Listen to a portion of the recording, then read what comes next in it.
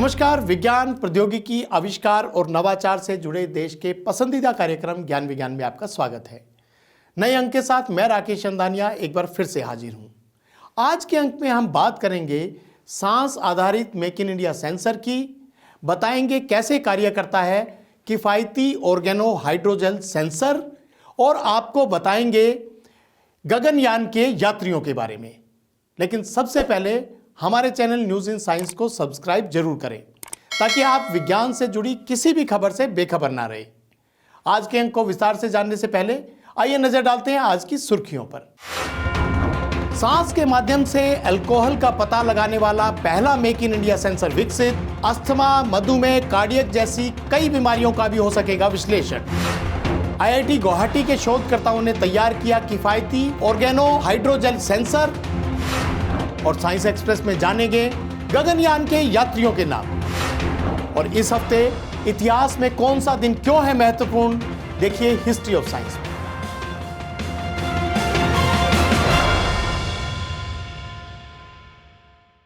और अब खबरें विस्तार से।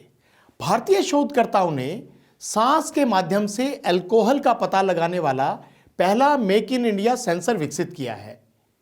इस सेंसर की परतों में कुछ बदलाव कर इसे अस्थमा, मधुमेह, कार्डियक अरेस्ट जैसी बीमारियों का विश्लेषण भी किया जा सकता है। इस अनूठी खोज के बारे में और ज्यादा जानकारी दे रही है ज्ञान विज्ञान की ये रिपोर्ट।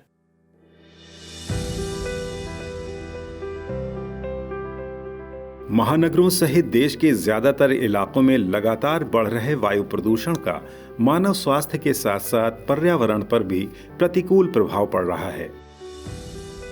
ऐसे में मानव स्वास्थ्य की निगरानी के लिए त्वरित, किफायती और बिना गहन चिकित्सीय जांच पड़ताल के आसानी से समस्या की पहचान करने वाले उपकरणों की जरूरत महसूस की जा रही है। इसी जरूरत को पूरा करने की दिशा में अब भारतीय प्रौद्योगिकी संस्थान जोधपुर के शोधकर्ताओं ने सांस के माध्यम से अल्कोहल का पता लगाने वाला पहला मेक इन इंडिया सेंसर विकसित किया है। खास बात यह है कि इसकी सेंसिंग परतों में थोड़ा बदलाव कर इससे अस्थमा, मधुमेह, ketoacidosis, chronic obstructive pulmonary disease, sleep apnoea और कार्डियक अरेस्ट जैसी बीमारियों के लक्षणों की भी जांच की जा सकती है।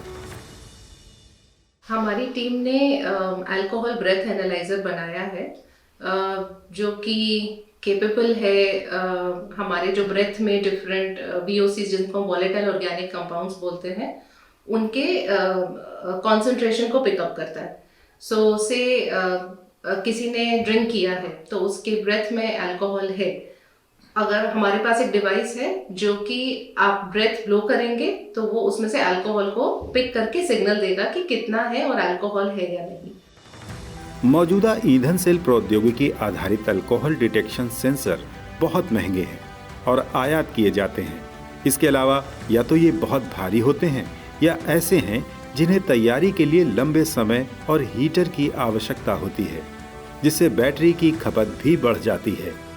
जबकि यह सेंसर बहुत कम ग्राफीन ऑक्साइड पर काम करने वाला मेटल ऑक्साइड और नैनो सिलिकॉन तकनीक आधारित है, जो कमरे के तापमान पर संचालित होता है और अपने इलेक्ट्रॉनिक सेंसर द्वारा मशीन लर्निंग एल्गोरिदम का उपयोग कर सांसों के साथ बाहर आने वाले वाष्पशील कार्बनिक यौगिकों के माध्यम से पहचान करता है। इसमें हम एक हेटेरोस्ट्रक्चर बोलते हैं, यानी दो तरह की लेयर जो अपनी अपनी अलग प्रॉपर्टीज होती है उनको हम साथ में लेते हैं। नीचे होता है नैनो स्ट्रक्चर्ड सिलिकॉन और उसके ऊपर एक मेटल ऑक्साइड की लेयर होती है।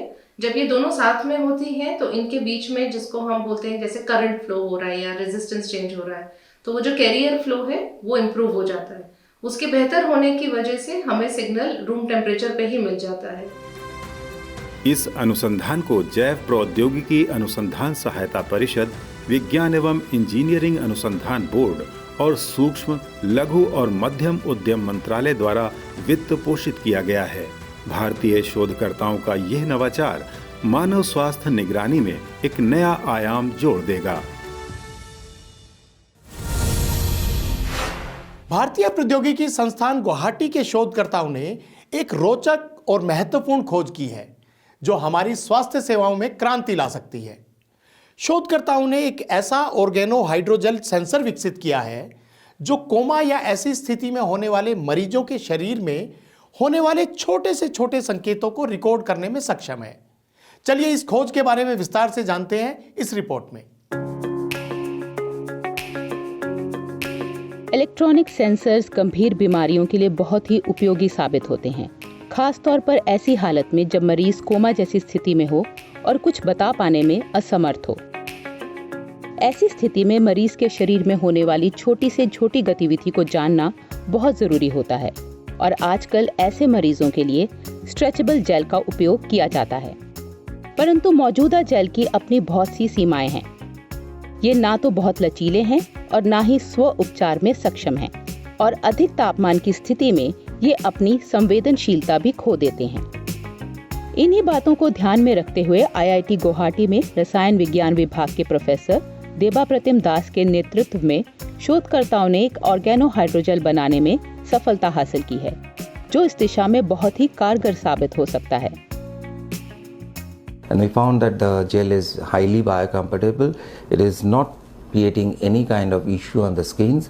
We did lots of tests for that. And finally we made a device out of this, and we showed that when we are bending the finger or wrist or any limb, even when we are swallowing water or smiling even, there is a change in the conductivity, and that can be recorded, and the sensitivity is very high for this gel. We created a device where you just simply attach this gel on your limb, and wirelessly it transfers the signal to a mobile phone. You can record that for the data, and you can see the changes, and up to 500 cycles we have tested it. It's working exactly the same as the first cycle. The gel is very stable. Over 30 days at least it stays, and without any change in that function. ये बहुत ही लचीला है और इसे आसानी से मरीज के शरीर पर पहनाया जा सकता है। पहनने के बाद ये मरीज के शरीर में होने वाली छोटी से छोटी हरकत को रिकॉर्ड कर सकता है, जैसे आंखों की पुतलियों की हरकतें, मुस्कान और जोड़ों में होने वाली मामूली सी हरकत को भी बता सकता है।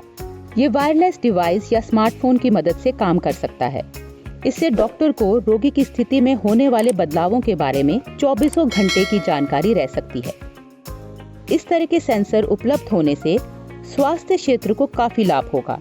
ये एक महत्वपूर्ण कदम है जो हमें इंजीनियरिंग और मेडिकल साइंस के क्षेत्र में आगे बढ़ने में मदद करेगा।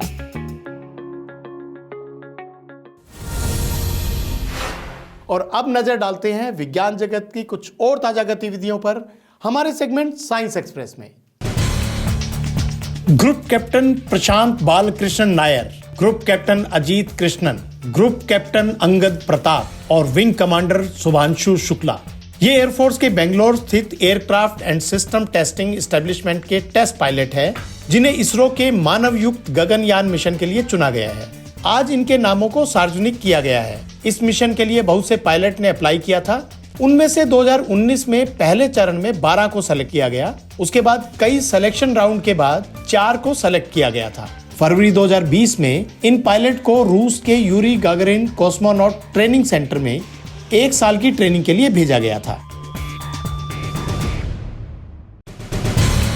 बीती 17 फरवरी को इसरो ने GSLV F-14 INSAT 3DS mission का प्रक्षेपण श्री हरिकोटा से पूरा किया। अपने 16वें मिशन में GSLV का लक्ष्य इनसैट 3DS मौसम उपग्रह को जियो सिंक्रोनस ट्रांसफर ऑर्बिट में और उसके बाद जियो स्टेशनरी ऑर्बिट में तैनात करना है। इनसैट 3DS उपग्रह भूस्थैतिक कक्षा से तीसरी पीढ़ी के मौसम विज्ञान उपग्रह का अनुवर्ती मिशन है। GSLV F-14 INSAT 3DS mission पूरी तरह से पृथ्वी विज्ञान मंत्रालय द्वारा वित्त पोषित है। इसे मौसम की भविष्यवाणी और आपदा चेतावनी के लिए उन्नत मौसम संबंधी अवलोकन और भूमि और महासागर सतहों की निगरानी के लिए डिजाइन किया गया है। इसके साथ ही ये मिशन वायुमंडल के विभिन्न मौसम संबंधी मापदंडों का वर्टिकल प्रोफाइल प्रदान करेगा और डेटा संग्रह और डेटा प्रसार क्षमताओं में वृद्धि करेगा।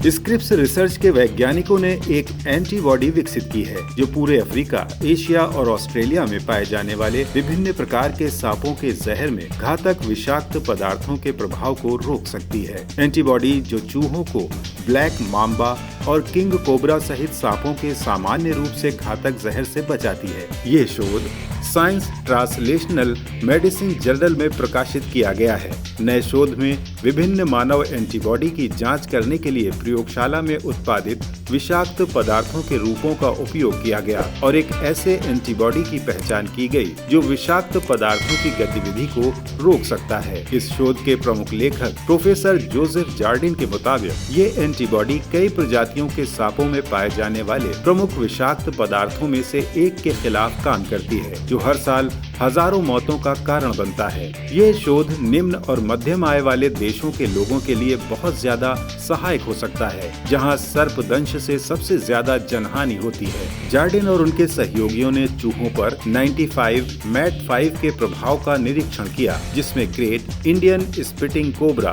ब्लैक माम्बा और किंग कोबरा से 3FTX जैसे विषाक्त पदार्थ इंजेक्ट किए गए थे। सभी मामलों में जिन चूहों को एक साथ 95 मैट5 का इंजेक्शन मिला, वे न केवल मृत्यु से सुरक्षित थे बल्कि पक्षाघात से भी सुरक्षित पाए गए। इतिहास के पन्नों में दर्ज वैज्ञानिक उपलब्धियों को जानने के लिए आइए देखते हैं ज्ञान विज्ञान का special segment history of science.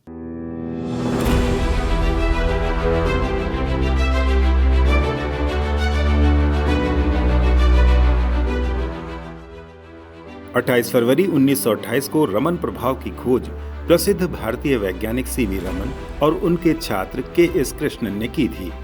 Raman प्रभाव विज्ञान की उस घटना को समझाता है जिसमें जब प्रकाश की एक धारा किसी तरल से होकर गुजरती है तो तरल द्वारा बिखरे हुए प्रकाश का हर अंश एक अलग रंग का हो जाता है।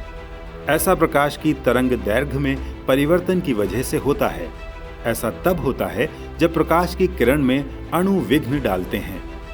1930 में सर सीवी रमन को उनकी इस प्रसिद्ध खोज के लिए नोबेल पुरस्कार से सम्मानित किया गया था। इसी यादगार के तौर पर 1986 से भारत में 28 फरवरी को राष्ट्रीय विज्ञान दिवस के रूप में भी मनाया जाता है। 1 मार्च 1896 को फ्रांसीसी भौतिक विज्ञानी हेनरी बेकरेल ने यूरेनियम की रेडियोधर्मिता की खोज की थी। बेकरेल की खोज की कहानी अचानक हुई खोज का प्रसिद्ध उदाहरण है। हेनरी बेकरेल ने एक सहज और आकस्मिक तरीके से रेडियोधर्मिता की खोज की। हालांकि वो इस बारे में फ्रेंच एकेडमी ऑफ साइंसेज को नियमित रूप से सूचित करते रहे थे। 3 मार्च 1847 को स्कॉटिश वैज्ञानिक और शिक्षक अलेक्जेंडर ग्राहम बेल का जन्म स्कॉटलैंड के एडिनबर्ग में हुआ था। उनकी सबसे प्रमुख उपलब्धियां 1876 में टेलीफोन का आविष्कार और 1886 में फोनोग्राफ का शोधन थी। 5 मार्च 1590 को टाइको ब्राहे ने मीन तारामंडल में एक धूमकेतु की खोज की। उन्होंने पहले 1577 में देखे गए एक धूमकेतु के लंबन माप से दिखाया था कि धूमकेतु चंद्रमा से अधिक दूर थे। इसने अरस्तु की शिक्षाओं का खंडन किया और ब्राहे इस हकीकत को साबित करने वाले पहले व्यक्ति बन गए। तो आज के अंक में बस इतना ही। उम्मीद है आपको हमारा यह कार्यक्रम पसंद आया होगा। अगर आपको यह कार्यक्रम अच्छा लगा तो आप इसे लाइक करें और अपने दोस्तों के बीच शेयर जरूर करें। अगर आप चाहते हैं कि ऐसी जानकारी आपको लगातार मिलती रहे तो हमारे चैनल को सब्सक्राइब करें। विज्ञान, प्रौद्योगिकी, नवाचार और आविष्कार की ताज़ा जानकारियों के साथ अगले हफ्ते आपसे फिर होगी मुलाकात। तो बने रहिए हमारे साथ वैज्ञानिक सोच के साथ। नमस्कार।